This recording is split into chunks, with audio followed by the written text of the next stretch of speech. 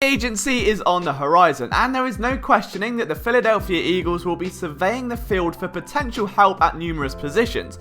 Over the next few weeks, we'll be taking a deep dive to bring you realistic targets at each spot. It's easy to write an article or make a video rambling off the top 5 players set to enter free agency and looking at their stats and that kind of thing, but the reality is that the Eagles have specific needs within each spot, and they do go after a very specific kind of free agent. But before we get started though, guys, it would be amazing to have you as part of our community, so to do that, think of it like one big offense, okay? I'm the quarterback. I'm throwing you a deep ball with the intent that my star wide receiver is going to bring it down for a huge touchdown. Are you going to catch the subscribe tutty, or are we going to go 3 and out? It's all on you. Join the team, let's have some fun, and as always, make sure you get your daily dose of Philadelphia sports coverage from myself and all of our writers at phillysportsnetwork.com. So what is the typical Howie Roseman free agent prototype? Well, they're around 28 to 30 years old on average, can be lured into a prove-it contract while younger talent is drafted and develops behind them in the hopes that when the free agent moves on, you've got the younger guy there. CC LeGarrette Blount, CC Patrick Robinson. They ideally have a familiarity in a similar scheme or members of the coaching staff when you look at guys originally that came in like Nigel Bradham and Laerdus McKelvin, and even Ron Brooks, that much was clear. But largely they're either coming off a down year or an underappreciated season or a breakout season where a team then can't afford to pay them.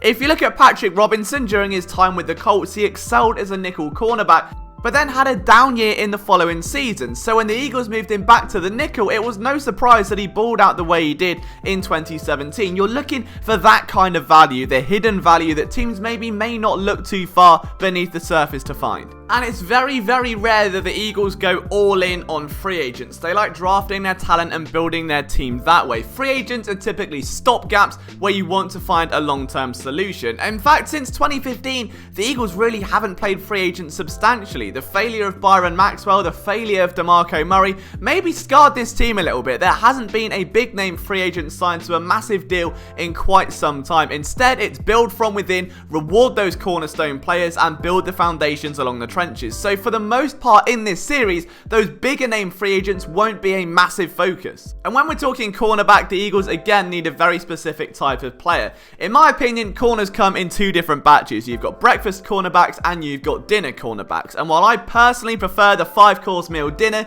Jim Schwartz on the other hand seems to love his breakfast guys. Someone that can thrive wrapping up ball carriers, that keeps the play ahead of him, can win at the line of scrimmage, plays with a nastiness to his play, and while may not be the most prolific ball hawk in the world, can funnel plays into the safeties and the linebackers and do a great job in zone coverage, but most of all is a great run defender, has good click and close ability, great recovery speed, and can handle zone responsibilities and position well. The problem though, and there is a problem, is that if we're to assume that the Eagles are going to let go of either or both of Ronald Darby and Jalen Mills, the need for an outside corner is pressing.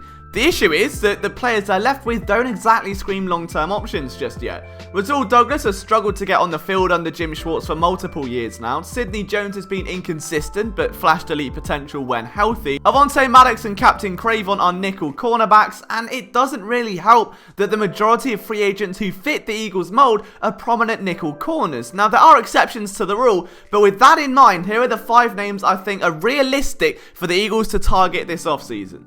We're going to start off this list with a name that's familiar to all of us now at Philly Sports Network after our video recently, and that's 27-year-old Byron Jones, who is easily this year's most attractive free agent CB. The problem is he's going to want to be paid like it, and it's something that Dallas probably won't have the cap room to do, allowing their CB1 to test free agent waters. But is he worth the price tag? A former first-round pick, he's built like the prototypical modern-day cornerback at 6'1", 200 pounds. He's rangy, he's fast, and he's a very secure tackler, and of course has experience in Rod Marinelli's 4-3 zone defense, which is similar to what the Eagles run, focusing on the defensive line's ability to one gap.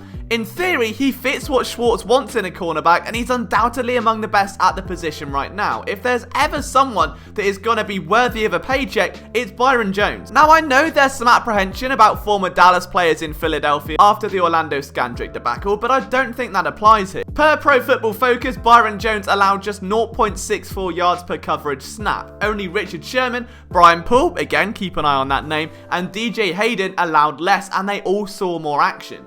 Jones was 4th in the league in snaps per reception allowed, averaging 17.9, and he allowed a 90.1 passer rating, 5.1 yards per target, and 10.6 yards per reception. Those are very, very respectable numbers, and obviously a massive upgrade over whatever we've seen in Philadelphia over the last few years. Now, will Howie go out there and give Byron Jones every last penny the Eagles have? Probably not, but to imagine they wouldn't at least be in the running or wanting to explore that avenue would be idiotic. I think Byron Jones is a perfect fit in every vein for what the Eagles want from a cornerback. He's not a prolific ball hawk, but he is someone that is easily among the best corners in this league right now. He tackles well, he wraps up securely, he's got great recovery speed. He's just a dream fit if we can just get past the fact he used to play for Dallas and may cost a fair bit of money. Number 2 on this list is Brian Poole, and there is a reason this name is sticking out to me right now. At 27 years old, he enters the free agent market in the hopes of securing a slightly bigger bag than the $3 million one given to him by Joe Douglas and the New York Jets. Atlanta released him at the end of 2018 following his best season year, and it was arguably a big mistake. Poole joined the Jets, and had it not been for a late injury setback, would have ended the year as one of the defense's most important players. Physical at the line of scrimmage, a willing run defender, and as well as earning a 79 Pro Football Focus grade in 2019, which was the 7th highest of all cornerbacks, is sticky in coverage. Poole allowed only a rating of 71.6 when targeted last year, thanks to his fluid hips and impressive click and close ability. It's more important to note though that he is a nickel corner, and that would mean having to push someone like Avonte Maddox to safety in order to avoid congestion. But this move makes a ton of sense, mainly because the man who manufactured that 2018 breakout was defensive backs coach Mark Manuel, who, believe it or not, would be coaching him again now in Philadelphia after he just joined the team as their new defensive backs coach, replacing Corey Undlin. So Poole gets to reunite with a coach who he had his best season under, and if he comes in on a prove-it deal, his mentality's going to be, this guy can get the best out of me, one more big year here and I'm going to get that long-term bag I deserve. I'll be 28 years old, I'll be in my prime. This makes a ton of sense. He's a schematic fit, he does exactly what the Eagles want him to, and he fits that free agent mold absolutely perfectly. Number 3 is a bit of a reach and a dream signing, and I'm going to explain why, but we're going with Levi Wallace of the Buffalo Bills. He spent the 2019 season lining up across from Trey White as the Bills' second cornerback, splitting reps with Kevin Johnson in that role, but he largely outplayed him on the majority of occasions and would often see more snaps. This comes on the back of exploding onto the field as an undrafted free agent in 2018, playing in each of their last 7 games, and he's everything the Eagles could want in a corner. He's 6 foot and 179 pounds and brings that undrafted chip on the shoulder that we love from players like Cravon LeBlanc. Wallace is a really instinctive corner, and when it comes to read and react to situations, I don't know how many better there are. When left with curl and flat responsibilities or simple zone looks, he hangs so perfectly and comes blazing downhill to snuff out the pass.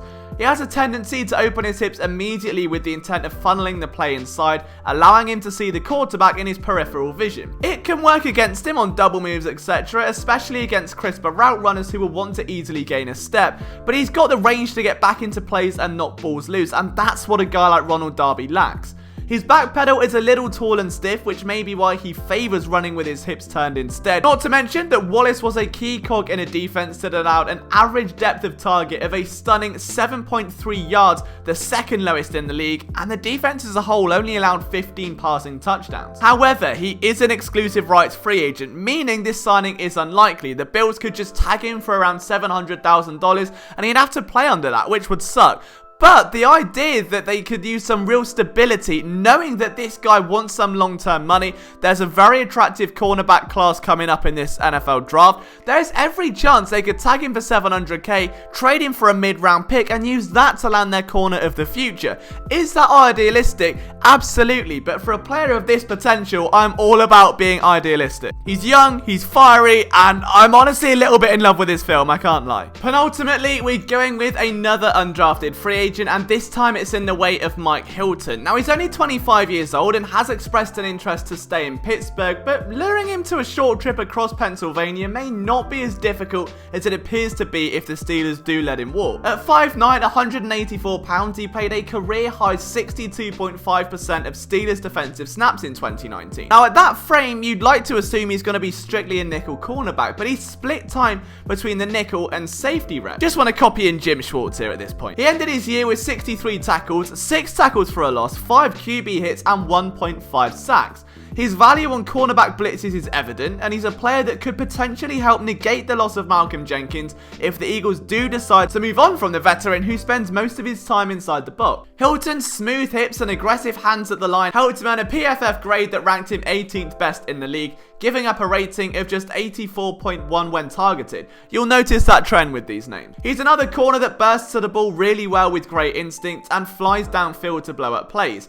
Hilton really does play with a tenacity when hitting, and in coverage he does a fantastic job of feeling his way down the route tree while keeping his eyes pinned in the backfield. If it's a multi-year year he wants, Pittsburgh's army of first round picks may make that problematic, and the Eagles should jump at the chance if he becomes available. And have I saved the best for last? I think I might have. I really do love this guy, James Bradbury out of Carolina. He is ready to get paid, and I think the Eagles should be ready to run to the nearest ATM and withdraw everything they've got. He is a perfect zone corner to pick up this offseason if the Eagles want room to develop a younger name. Maybe drafting a future CB1 and having Bradbury hold the fort is the perfect formula. Maybe it isn't, but at least it could be fun. At 6'1", 212 pounds, he is the rangiest corner on this list, and it shows. He has had 10 plus passes defensed in every season he's been in the league and had 3 interceptions this year. He may actually be the only dinner corner on this list, but I'm a sucker for DBs who make plays around the ball, and Bradbury is lethal. But what I really like though is that he has a very solid track record against dominant wideouts. In a division where Mike Evans and Michael Thomas coexist, Bradbury entered year 4 having held Thomas to under 100 yards with no more than 7 catches in 6 regular season games. In 2019 alone, here's how some of the best in the league stood against James Bradbury. And as you can see, that's salivating. Bradbury should be affordable for the Eagles, and if they want someone to complement the perfect draft pick, he is that guy.